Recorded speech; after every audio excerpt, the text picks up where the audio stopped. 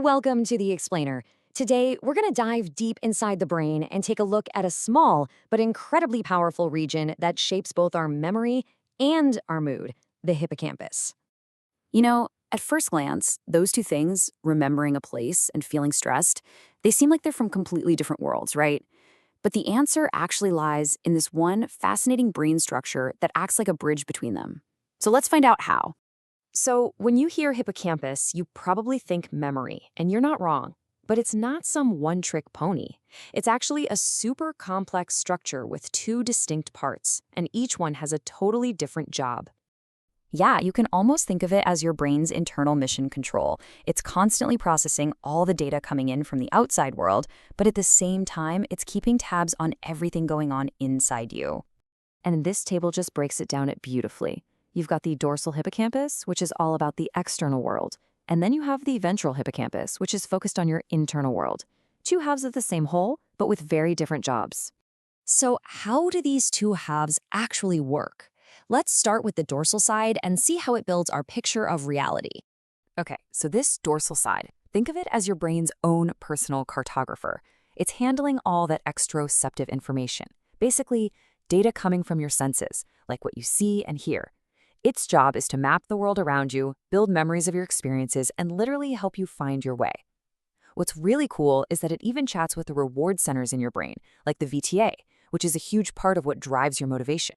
Now, on the flip side, you've got the ventral part. This is more like your body's internal sensor. It's listening to all the interoceptive signals, stuff from inside your body, like your heart rate. It's a major player in regulating your stress response through something called the HPA axis. That's basically our central stress control system. And it's what gives our memories their emotional flavor. So really, the main takeaway here is the simple, elegant split. The dorsal hippocampus is basically asking, where am I in the world? It's all about learning, spatial memory, and the facts of the outside world. Meanwhile, the ventral hippocampus is asking, how am I feeling inside? That's where stress, mood, and your internal state come into play. And here's the kicker. They don't work alone. They work together, in concert, to weave together everything that's happening around you with how you feel on the inside. That's what creates your complete, unified experience of being alive. But what happens when this delicate system gets thrown out of whack? Specifically, what happens when that super-sensitive ventral hippocampus gets totally overloaded by chronic stress? Well, the damage is no joke. Chronic stress isn't just about feeling bad. It can literally cause brain cells in your hippocampus to die. It also slows down the birth of new ones. This messes with your memory, makes it way harder to learn and adapt, and can get you stuck in these rigid thinking patterns. To make matters worse, it actually makes you more sensitive to stress in the future, creating this awful, vicious cycle that we see linked to things like depression and PTSD. But that vicious cycle, it might not be a life sentence. In fact, there's some incredible emerging research that suggests the brain has this remarkable capacity for repair and growth, and that might just offer a way to break free. Now, this is where things get really fascinating. When you look at the research into psychedelics, their potential effects seem to be a mirror image of the damage from stress. It's like they directly counteract it.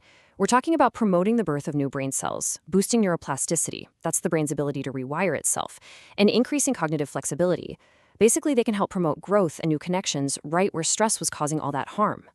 And a huge player in all of this is a molecule called BDNF. I love this analogy from the source material. They call it a steroid for brain cells.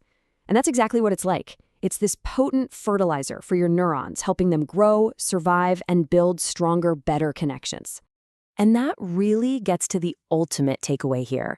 Your hippocampus isn't set in stone. It's a living, dynamic structure. Yeah, it can be damaged by our experiences, but it also seems to hold this profound potential for healing, for rewiring, and for real, lasting change. And that could change everything.